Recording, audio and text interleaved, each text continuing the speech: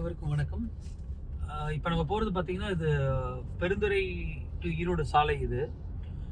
இது ஈரோட்லேயே பார்த்தீங்கன்னா அதிக ஒரு நெருக்கடியான சாலை, அதிக போக்குவரத்துள்ள சாலை, அதிக பள்ளி கல்லூரி இருக்கிற சாலைன்னு பார்த்தீங்கன்னா இந்த ஈரோட்லேருந்து பெருந்துறை மற்றும் கோயம்புத்தூர் போகிற ரோடு தான் இது.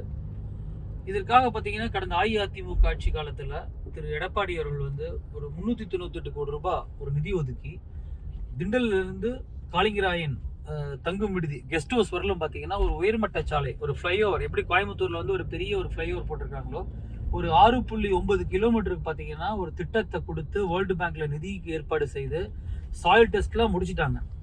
ஒருவேளை மீண்டும் அதிமுக வந்திருந்தா இந்த திட்டத்தை கொண்டு வந்திருப்பாங்க, இங்குள்ள போக்குவரத்து நெரிசல்ல குறைச்சிருப்பாங்க. ஆனா இந்த 5 ஆண்டுகள்ல இந்த திட்டத்தை முழுக்க இந்த திராவிட முன்னேற்ற கழக அரசு, திரு ஸ்டாலின் தலைமை அரசு இது கிடப்பில போட்டாங்க. அதன் காரணமாக பார்த்தீங்கன்னா இந்த 5 ஆண்டுகள்ல 2 மடங்கு 3 மடங்கு டிராபிக் அதிகமாயிருச்சு இந்த ரோட்ல.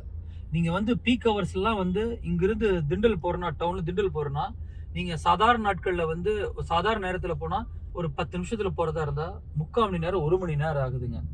அதே போல திண்டலை தாண்டணும்னு பாத்தீங்கன்னா காலையில சாயந்தரம் அந்த கல்லூரி நேரத்துல 1/2 மணி நேரம் லேட் ஆகுதுங்க.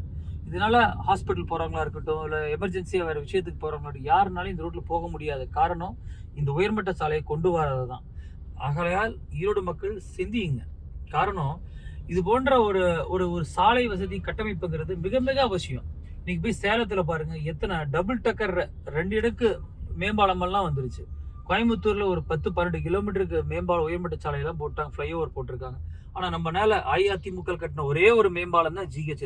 தாண்டி ஏதோ ஒண்ணு ஈரோடுடைய டிராபிக் குறைக்கிறதுக்காக இந்த திமுக அரசு ஏதோ முயற்சி மேற்கொண்டாங்களாங்க. 2 இடைத்தேர்தல் கொடுத்த வாக்குறுதி கூட முறையா நிறைவேற்ற கிடையாது. அவங்க பண்றது எல்லாமே வெறும் பத்திரிகையிலையும், டிவியிலையும், யூடியூப்லயும் விளம்பரத்தை மட்டுமே கொடுத்து வாக்கு வாங்க நினைக்கிறாங்க. இந்த முறை 2021 தேர்தல்ல நிச்சயமாக அது எடுபடாது.